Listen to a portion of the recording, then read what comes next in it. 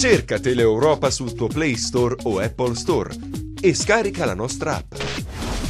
Teleeuropa Network ti segue ovunque. Disponibile per tutti gli utenti Android e Apple. Ti aspettiamo.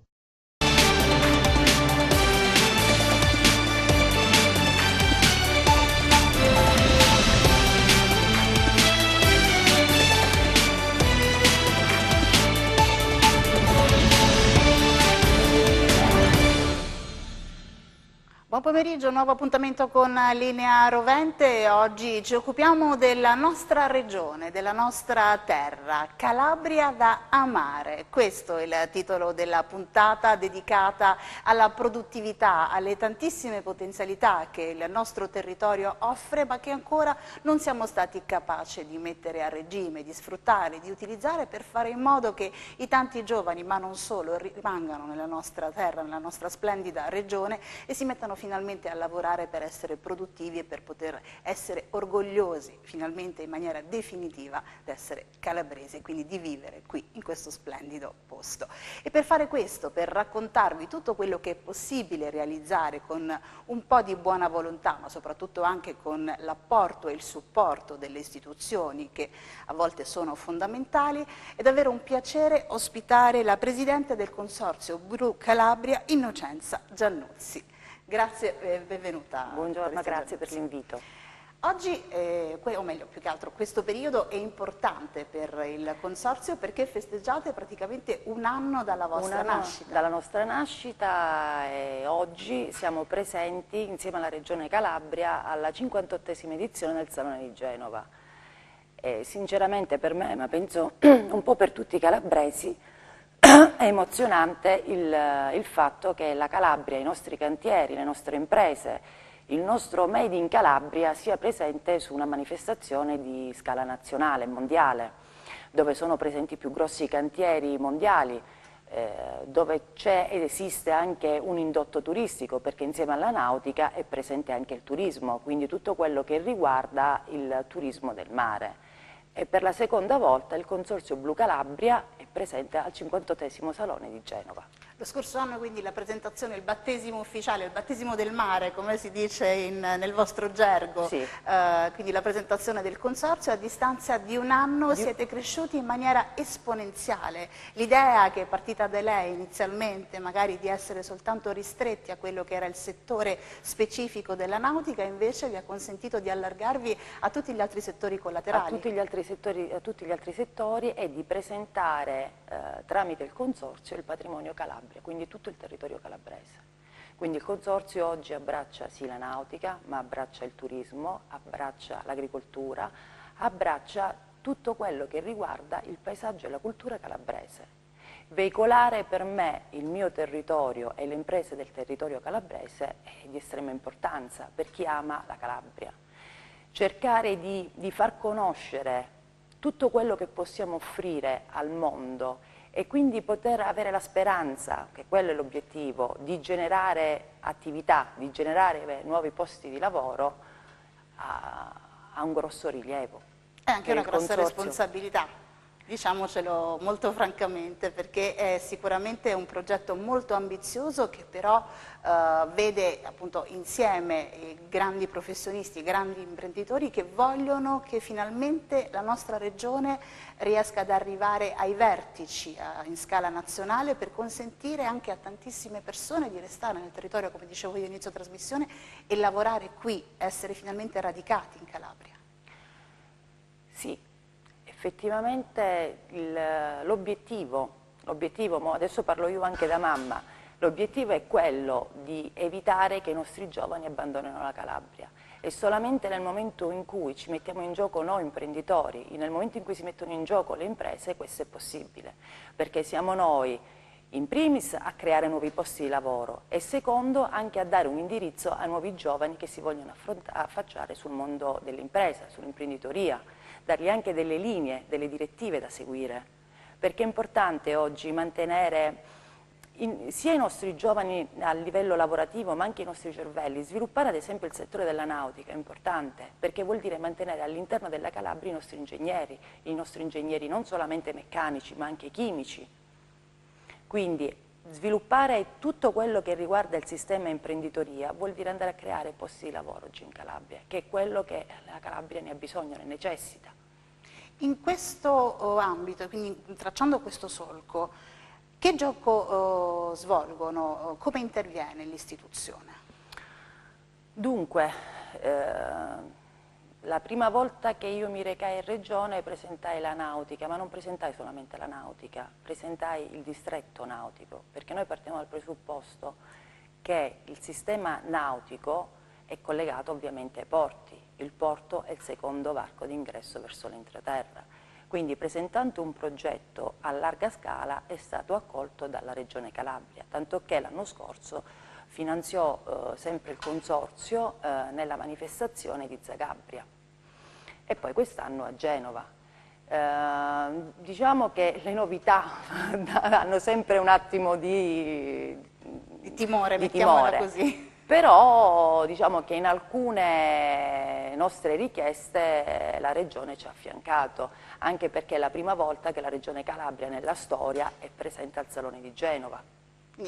Iniziamo con una novità importante anche per quanto riguarda proprio l'istituzione Regione Calabria, che si affaccia a un settore che finora probabilmente aveva trascurato. Sì, aveva trascurato tenendo presente che la Calabria ha quasi 800 km di costa, quindi trascurare il settore nautico, ma la nautica da diporto voleva anche comunque dire diminuire, tra virgolette, un flusso turistico.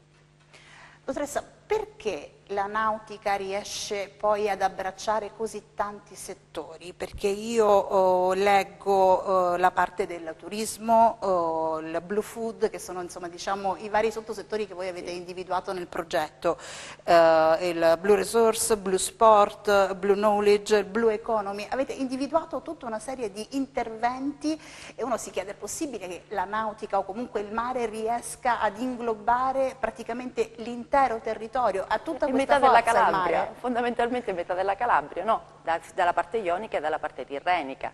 La nautica perché ingloba tutto? Perché innanzitutto la cantieristica nautica non è una cantieristica industriale, ma è una cantieristica artigianale, per cui i nostri cantieri ancora utilizzano i cosiddetti maestri d'ascia e soprattutto tutte le maestranze artigianali che abbiamo in Calabria. Poi la nautica ovviamente ha la parte del settore di turismo nautico, quindi i noleggi, e quindi ovviamente finiamo sui porti, i porti e quindi il mare, il settore turistico. Ovviamente si vive poi verso l'entroterra e quindi tutta la parte del settore, diciamo, culturale e storico, anche perché non ci dimentichiamo che in Calabria avevamo le cosiddette vie della franchigia, quindi tutto un trasporto e una viabilità fatta sul mare. Ecco perché la nautica riesce ad abbracciare tutto il territorio, perché lo ingloba. Stiamo aprendo una porta che finora era stata lasciata socchiusa? No, secondo me non era stata mai aperta, neanche socchiusa, non era stata mai aperta. Volevo essere buona. No, certamente, anche perché vedete la nautica alla fine va ad abbracciare il settore dell'ittica. In Calabria forse nessuno sa, ma noi abbiamo 1200 aziende, 1200 imprese ittiche, che però fino ad oggi non si sapeva la loro esistenza, o comunque si sapeva che c'era un settore ittico, ma non la presenza di 1200 attività ittiche. Che se moltiplichiamo anche per un determinato numero di lavoratori vuol dire che ci sono tantissime famiglie che vivono di questa attività. Ittica, tranne che oggi il settore ittico vive un problema. Il problema, uno degli ultimi problemi sono le cosiddette quote tonno. I nostri pescatori calabresi non possono pescare il tonno perché sono pescatori, mentre un libero cittadino può tranquillamente andare a pescare il tonno. Questo è stato imposto dalla Comunità Europea. Secondo problema, sempre del settore ittico, riguarda ad esempio il cosiddetto caviale di Calabria, la rosa marina, di cui si vorrebbe chiedere il riconoscimento di IGP, però nessuno sa che il pescato può essere solamente preso in 20 giorni lavorativi all'anno. Com'è possibile questo? Cioè, come si può pescare in 20 giorni per accumulare un prodotto tale poi da presentare il cosiddetto caviale di Calabria? Purtroppo sono state imposte dalla Comunità Europea queste norme e nessuno ad oggi è andato a dire in Comunità Europea, scusate, noi in Calabria abbiamo delle attività che vivono prevalentemente di tonno, ad esempio, e della rosa marina. Le quote o le norme stabilite non sono idonee al nostro territorio, vanno modificate. che sono notevolmente castranti per chi vive prevalentemente di questa attività. E poi sono le multe che hanno prezzi esorbitanti per i pescatori. Viene rincacciata la concessione di pesca e una famiglia poi di che cosa vive? Sempre legato al mondo della pesca, poi abbiamo tutto il settore turistico che riguarda la pescaturismo, che in Calabria si fa pochissimo, quasi nulla, però poi il settore dell'ittiturismo, il settore dei B&B del mare, che nelle altre regioni sono sviluppate. Ecco perché la nautica abbraccia il territorio. Quindi abbiamo praticamente un'infinità di settori da poter sviluppare, su cui poter lavorare, su cui poter creare lavoro.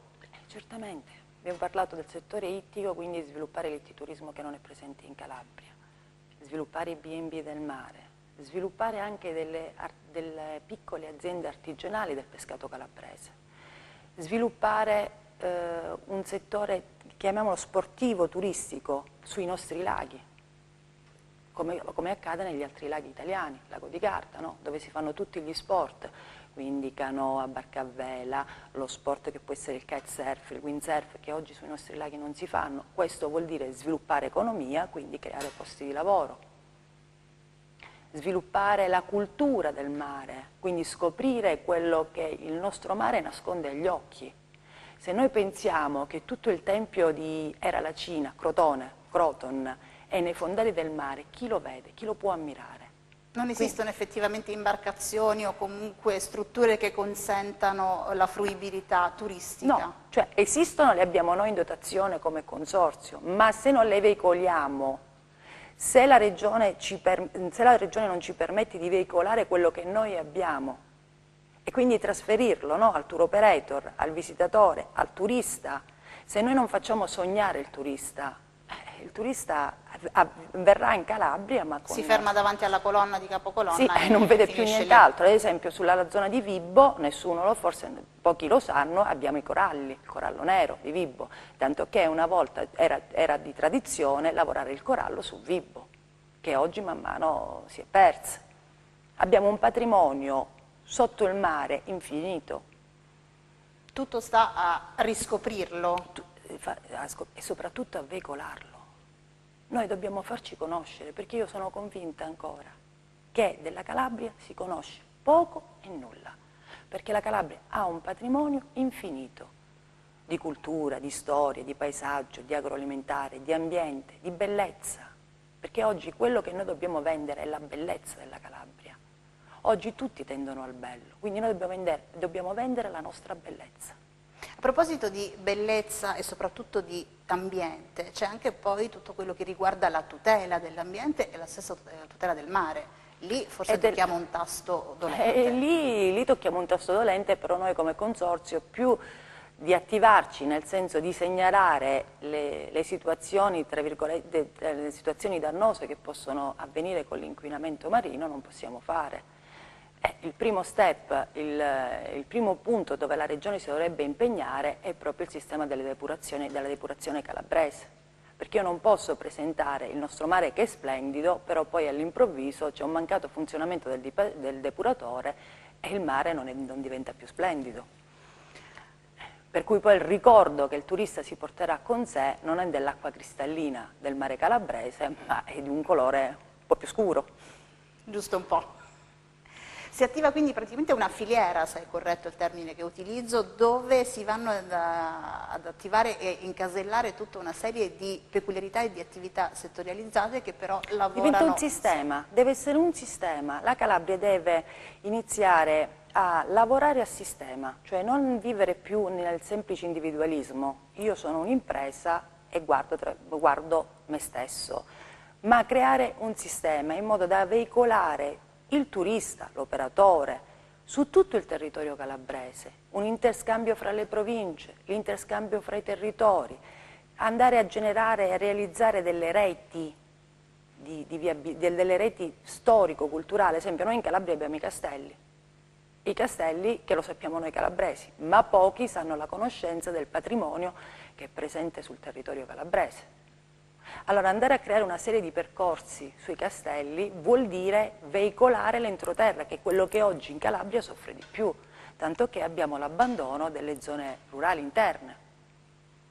Quindi creare un sistema per cui io che arrivo in Calabria ho una completa conoscenza del territorio e posso muovermi e soprattutto vedere, sapere, perché purtroppo quello che manca è la conoscenza del patrimonio calabrese. Lei ha una conoscenza profonda del territorio perché vuol dire che fondamentalmente lo ama. Chi ama la Calabria ha questa conoscenza, ma io penso bene o male tutti i calabresi abbiano questa conoscenza della Calabria e forse anche di più, perché tutto quello che io l'ho preso tramite i calabresi. Quindi il calabrese fondamentalmente ha la voglia di farsi conoscere, però non riesce ad arrivare fuori regione. Allora l'impegno che sia noi come privati, ma soprattutto la regione, è quello di far conoscere il nostro territorio, che è di una bellezza secondo me senza limiti. Io sono sicura che la Calabria, ne sono pienamente convinta, può essere tranquillamente candidata a regione del benessere e farla conoscere fuori dal nostro territorio, fuori dai confini regionali e nazionali. Lei è uno dei pochi imprenditori che non si piange addosso, me lo faccia dire senza nessun tipo di piaggeria, perché ne abbiamo incontrato tanti in questi anni, in un periodo di crisi pesante, ci sono tanti imprenditori che magari hanno deciso di gettare la spugna, di dire non ce la faccio più. Lei invece insieme agli altri che fanno parte del consorzio avete deciso di resistere, di continuare perché insomma... Perché amiamo la Calabria, amiamo i figli della nostra terra e dobbiamo dargli un futuro, questa è la verità.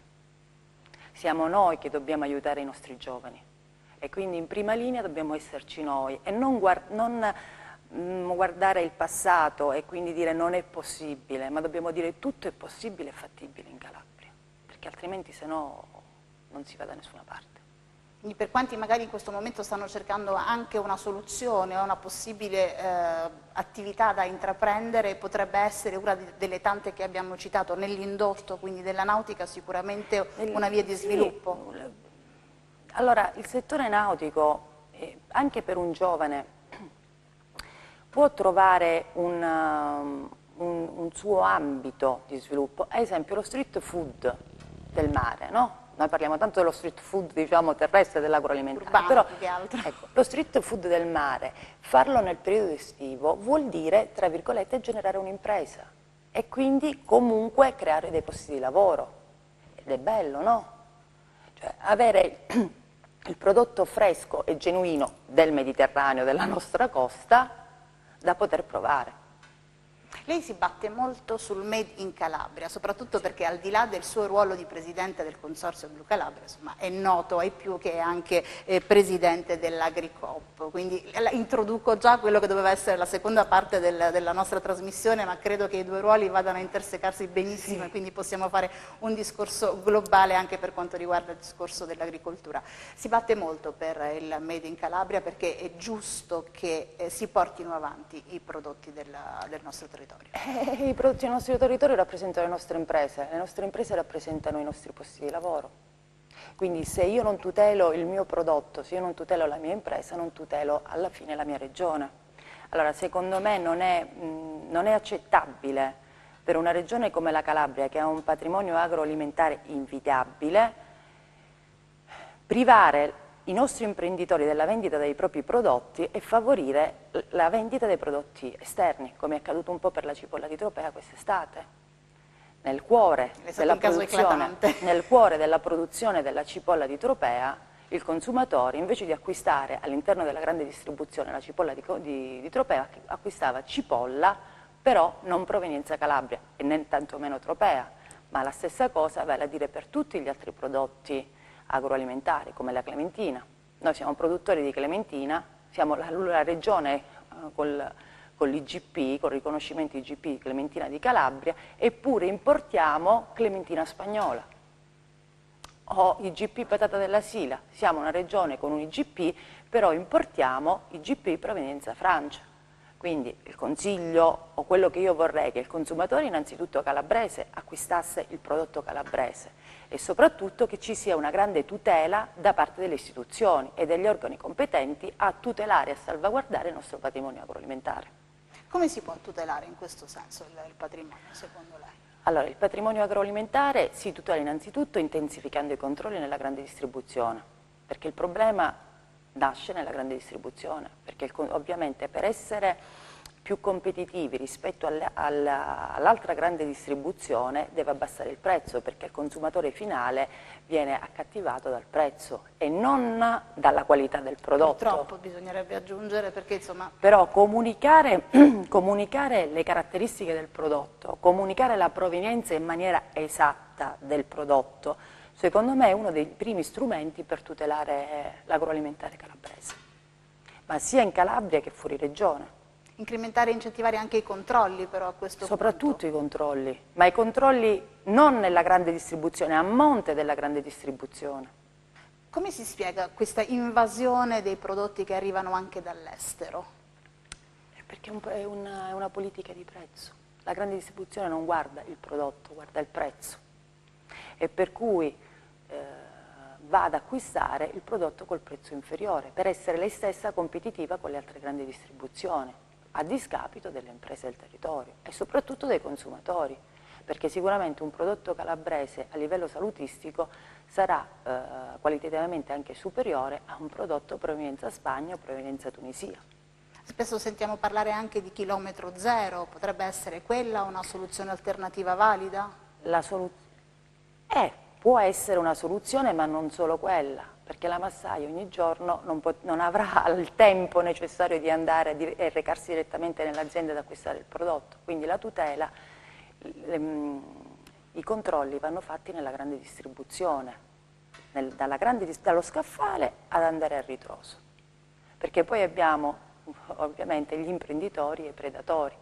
L'imprenditore è quello che lavora in maniera costante nella sua azienda, nella qualità del suo prodotto. Il predatore è quello che invece lavora in maniera costante solo sul prezzo. C'è un'altra cosa che spesso vediamo, lo raccontiamo anche noi come operatori dell'informazione, tonnellate a volte di frutta, magari proprio di clementino, altro che sono destinate al macero. Il prodotto viene destinato al macero perché diventa non vendibile, perché è sempre un problema di prezzo.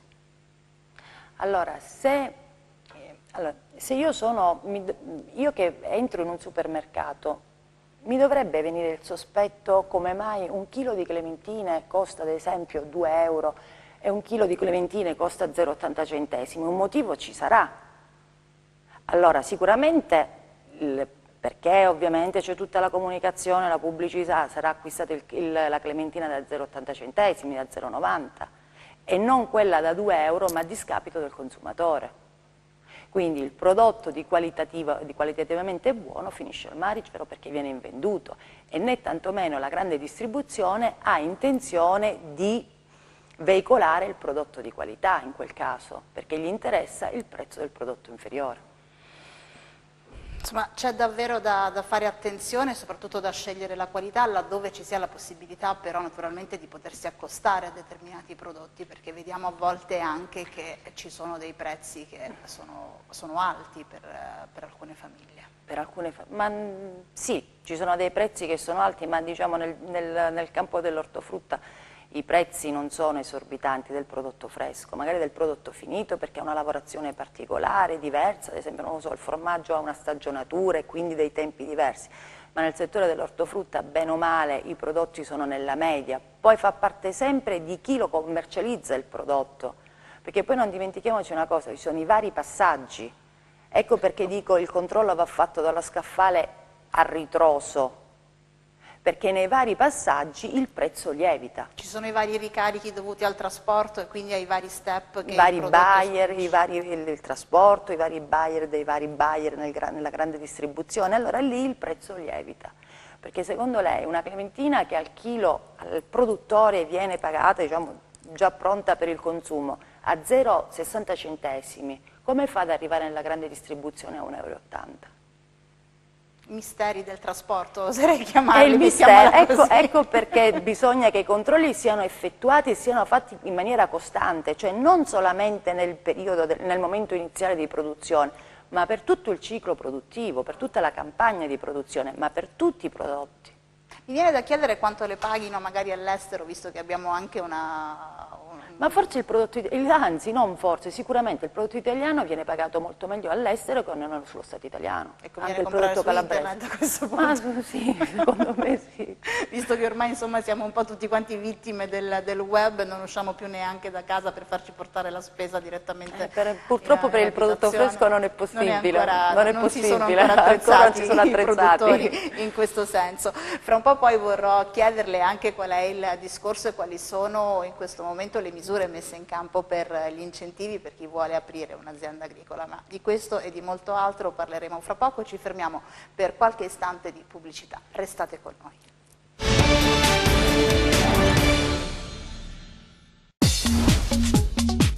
Cerca Teleeuropa sul tuo Play Store o Apple Store e scarica la nostra app. Teleeuropa Network ti segue ovunque. Disponibile per tutti gli utenti Android e Apple. Ti aspettiamo.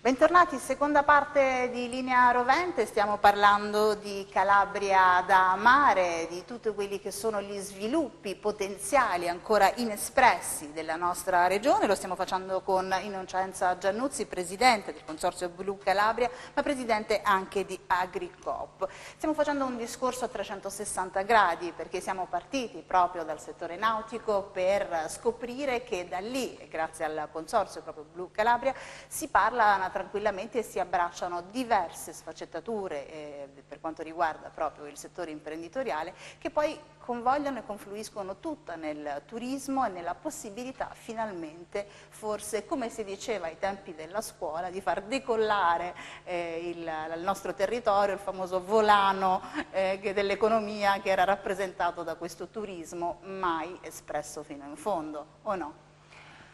E il turismo in Calabria non è stato mai espresso fino in fondo, forse anche perché, tra virgolette, ci sono stati alcuni gap, no? Per cui c'è stata una difficoltà di far conoscere il proprio territorio. Io ringrazio che in Calabria noi abbiamo le industrie con i comignoli, no? Le famose ciminiere che sbuffano, almeno quelle. Però abbiamo queste due grandi industrie che per me camminano di pari passo, che sono agricoltura e turismo, perché una è strettamente collegata all'altra ed entrambe rappresentano la cultura e la storia del nostro territorio.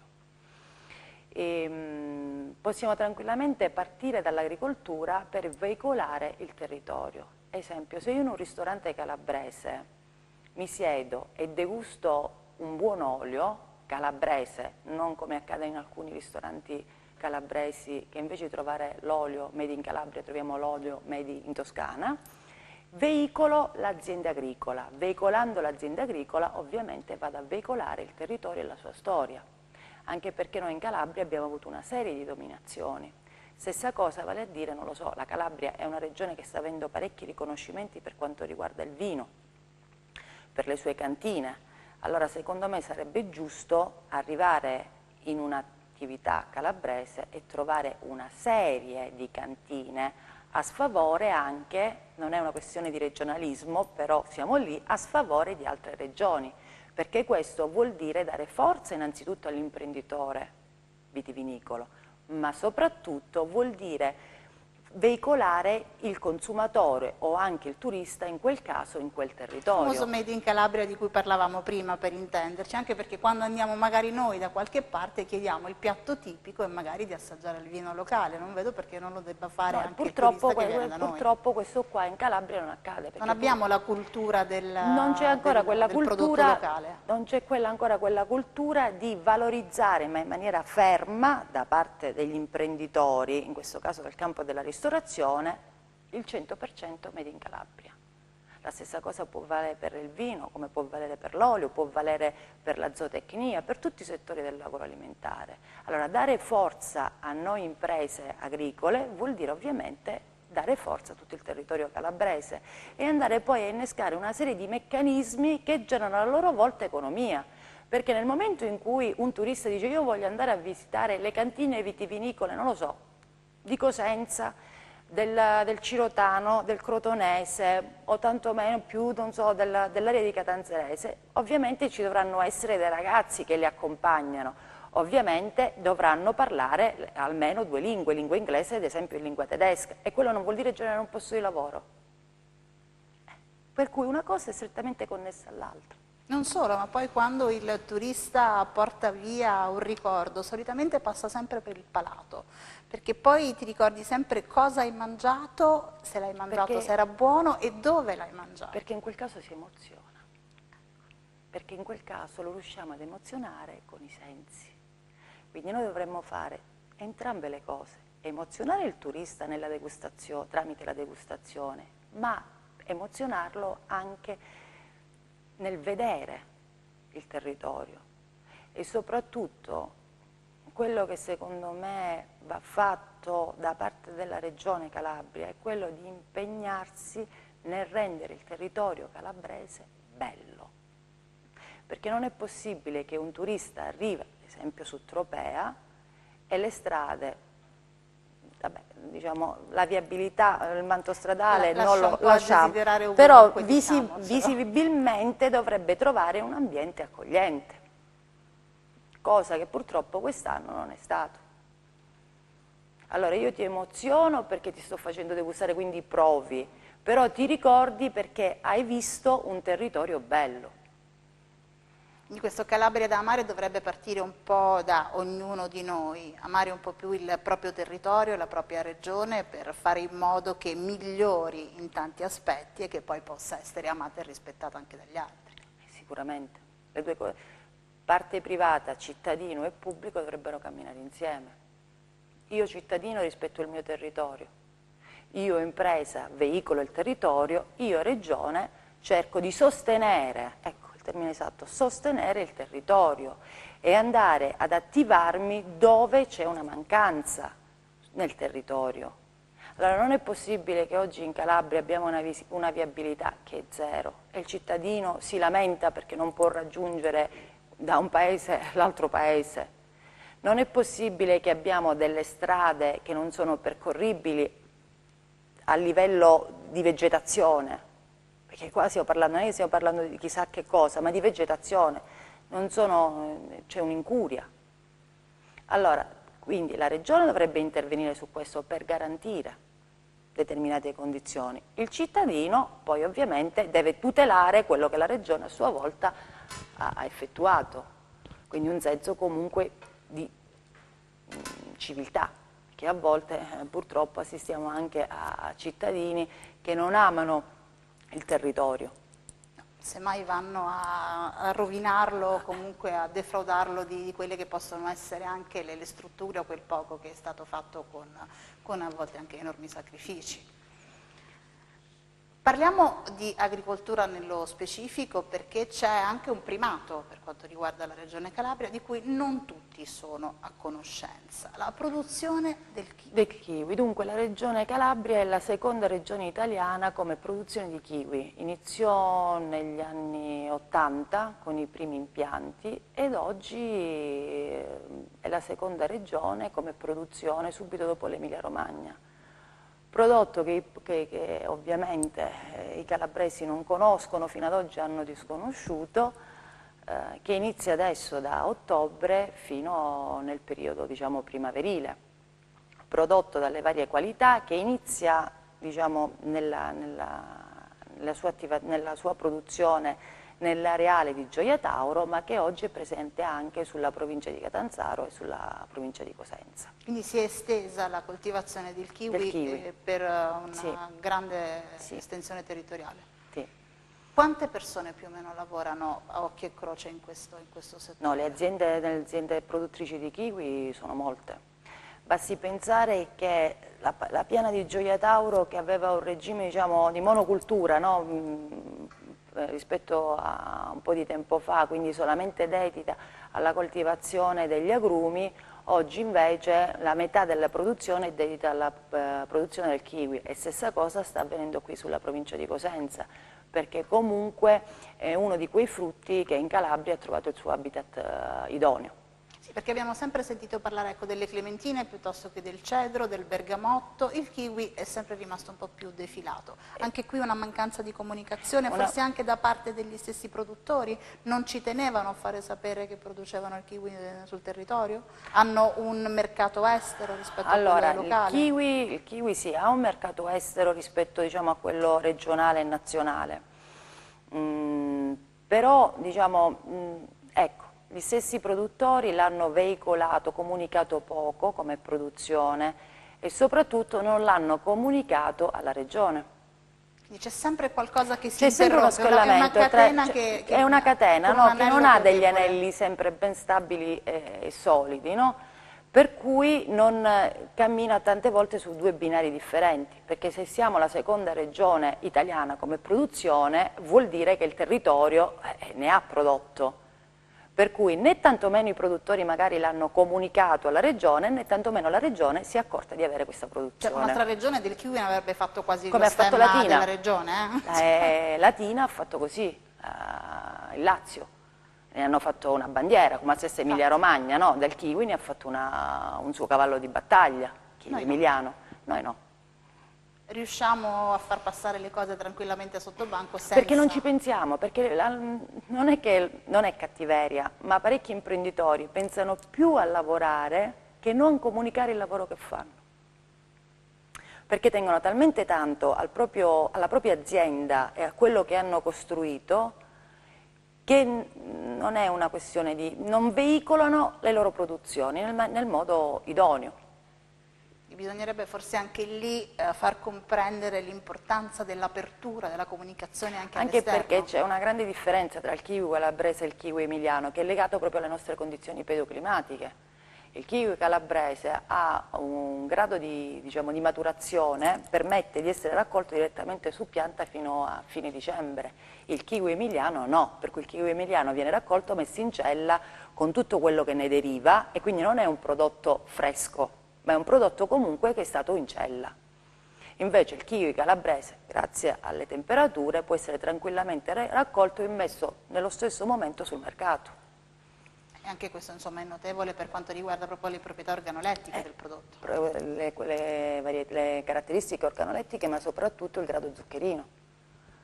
Per gli sportivi il kiwi è un elemento, uno zucchero pronto, subito assimilabile, invece di utilizzare altri prodotti magari chimici. O anche per i bambini, no? Prodotto eccellente. Zucchero naturale, non zucchero, nessuna merendina con lo zucchero aggiunto. Io credo che da domani, ma già da oggi, molti nei vari supermercati o altro cercheranno il kiwi calabrese. Ricco di vitamina C. Stiamo avvicinando al periodo invernale, tutelare il raffreddore, l'influenza con la vitamina C. Abbiamo il kiwi, ma noi abbiamo tutto in Calabria, abbiamo il kiwi ricco di vitamina C, abbiamo le clementine, comunque tutte le arance di vitamina C, purtroppo...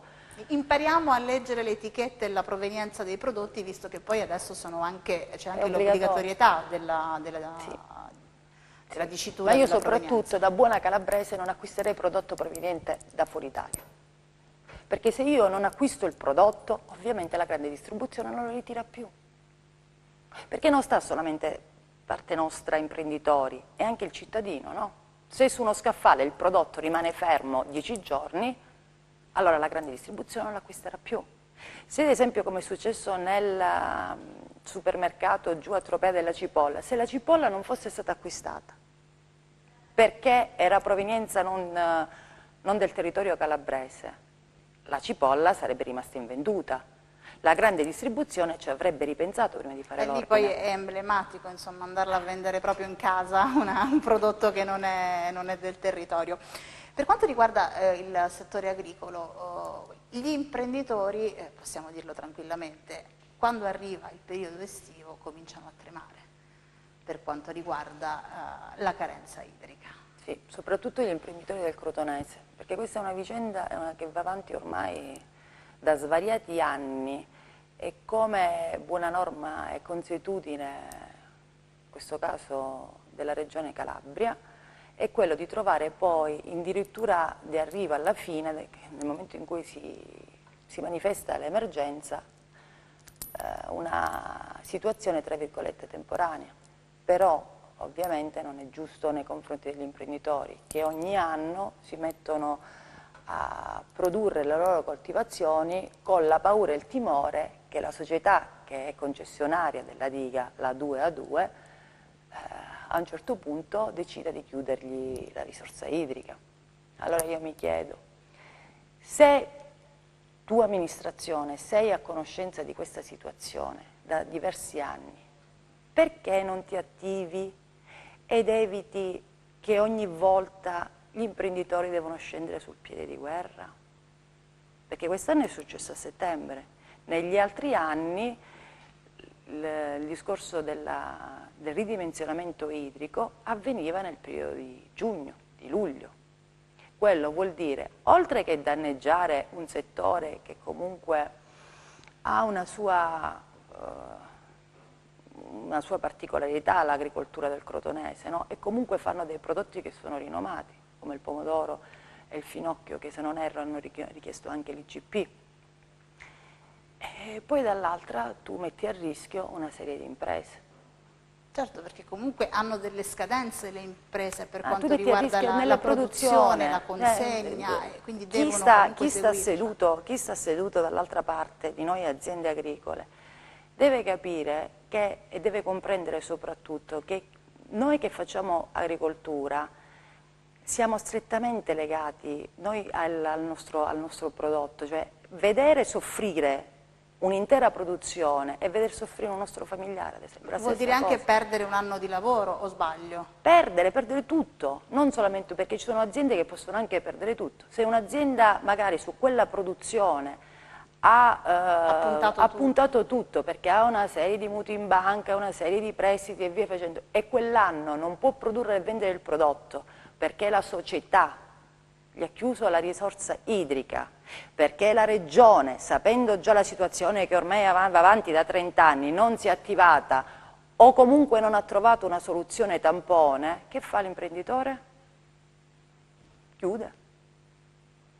Questo potrebbe essere anche uno dei punti a sfavore magari di chi vorrebbe avvicinarsi all'attività imprenditoriale agricola e teme di magari rischiare di affogare nei debiti piuttosto che magari nell'acqua che appunto non c'è. Siamo una regione però ricca di acqua noi, noi con tutti i banditi, noi abbiamo 22 dighe, in Calabria abbiamo 22 dighe, 2 che sono solo sulla carta, 11 che non funzionano e gli altri invece che funzionano tra concessione, tra impianti obsoleti e via facendo, l'acqua arriva a singhiozzi. È ovvio che un giovane, che è un imprenditore, prima di investire in una determinata attività ha timore. E il timore, io come incentivo il ragazzo, innanzitutto essendo presente e portando a risoluzione il problema, non tamponando il problema. Ecco perché dico, è buona prassi calabrese.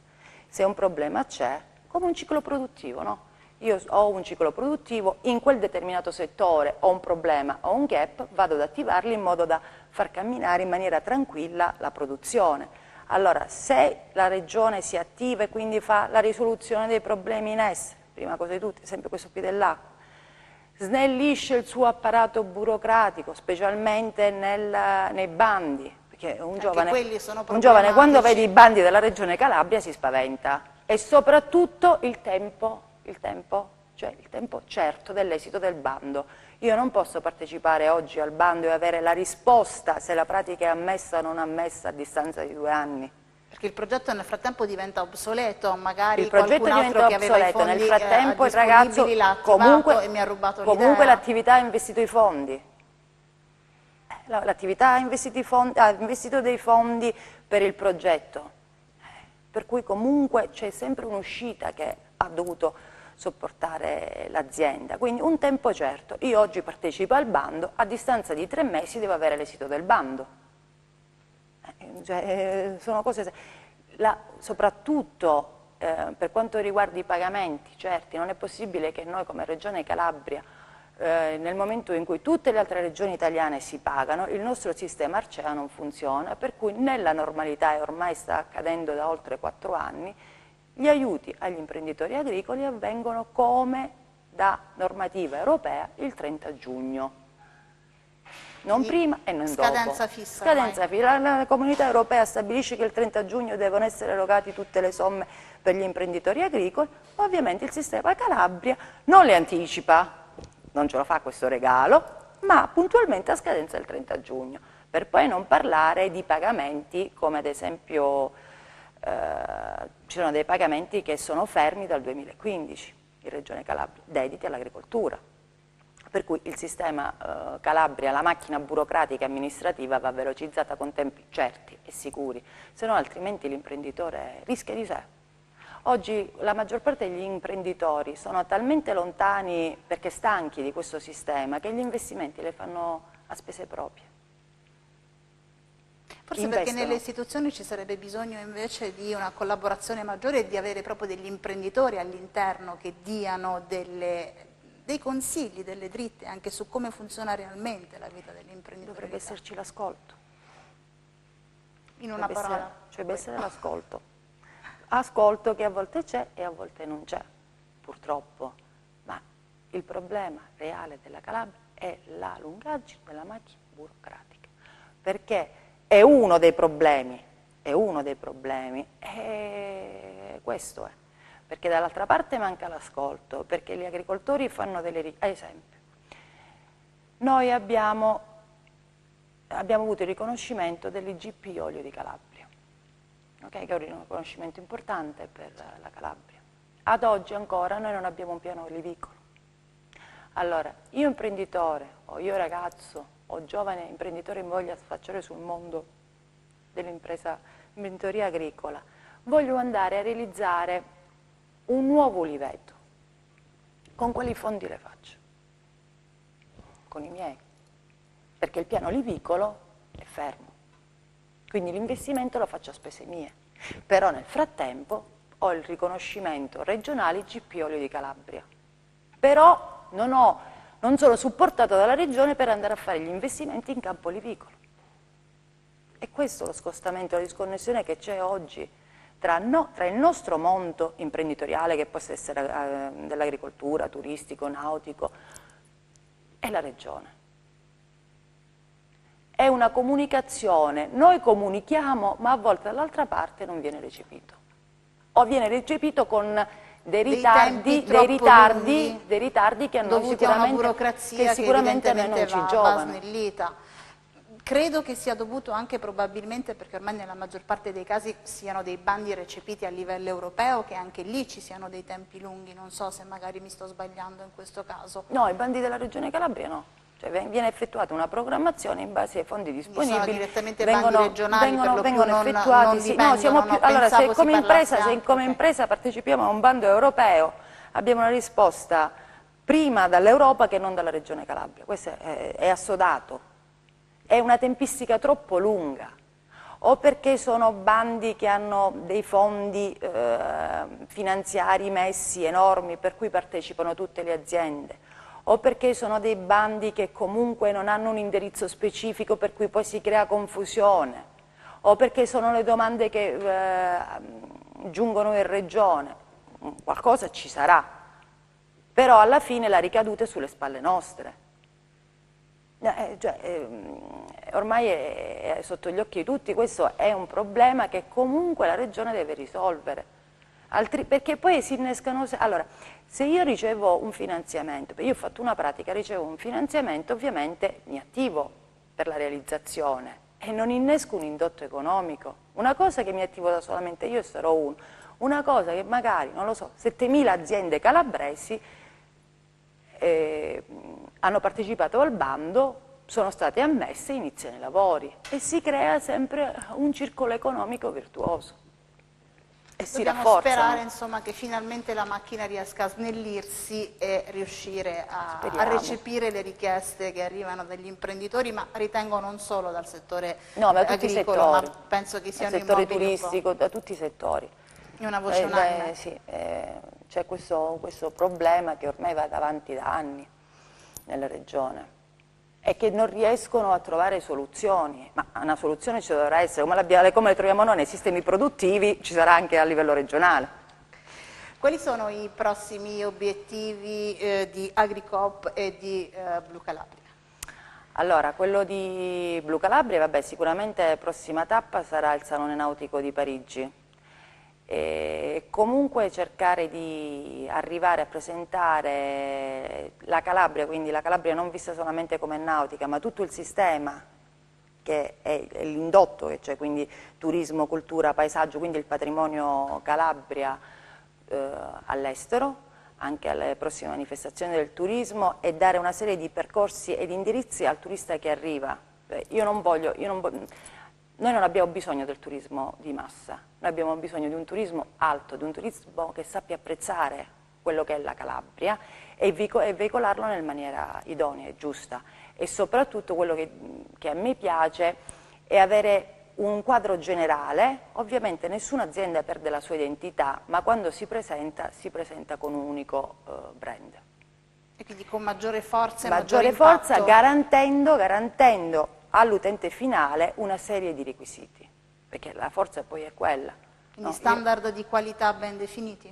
Sì, e stessa cosa invece per quanto riguarda la GRI, la cooperativa, è quello di difendere e tutelare il nostro Made in Italy, perché la nostra forza, l'agricoltura è la seconda industria calabrese, e di veicolare il nostro prodotto nel migliore dei modi fuori dal confine nazionali. Se dovesse dare un consiglio... Prossima tappa Nuova Zelanda. Dietro l'angolo. Se dovesse dare un consiglio a chi in questo momento magari sta cercando l'ispirazione per una nuova attività. Guardarsi intorno, perché la Calabria offre tanto, basta solamente guardarsi intorno. Questo è il consiglio che posso dare, perché io lo continuo sempre a dire, noi calabresi camminiamo sull'oro e il problema è che ancora ad oggi non lo sappiamo e non l'abbiamo soprattutto fatto conoscere.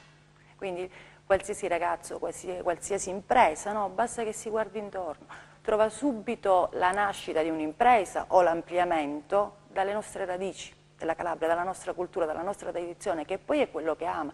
Il mondo ama il Made in Italy, perché abbiamo una cultura, abbiamo una storia, e perché non deve amare il Made in Calabria? Siamo veramente in chiusura, 10 secondi, c'è qualcosa che ancora non ha fatto, un sogno nel cassetto che però ancora non ha completato? Sì. Non lo diciamo per scaramanzia o cosa? No, non è che non lo voglio dire per scaramanzia, il mio sogno nel cassetto è dare rilievo alla mia Calabria. Penso ci stia riuscendo. Grazie per essere stata con noi.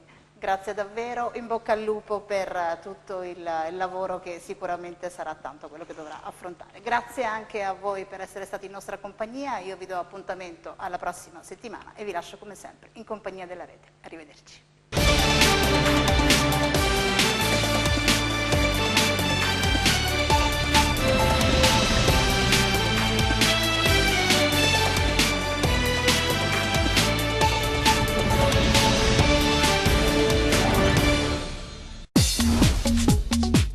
Cerca Teleeuropa sul tuo Play Store o Apple Store e scarica la nostra app. Teleeuropa Network ti segue ovunque. Disponibile per tutti gli utenti Android e Apple. Ti aspettiamo!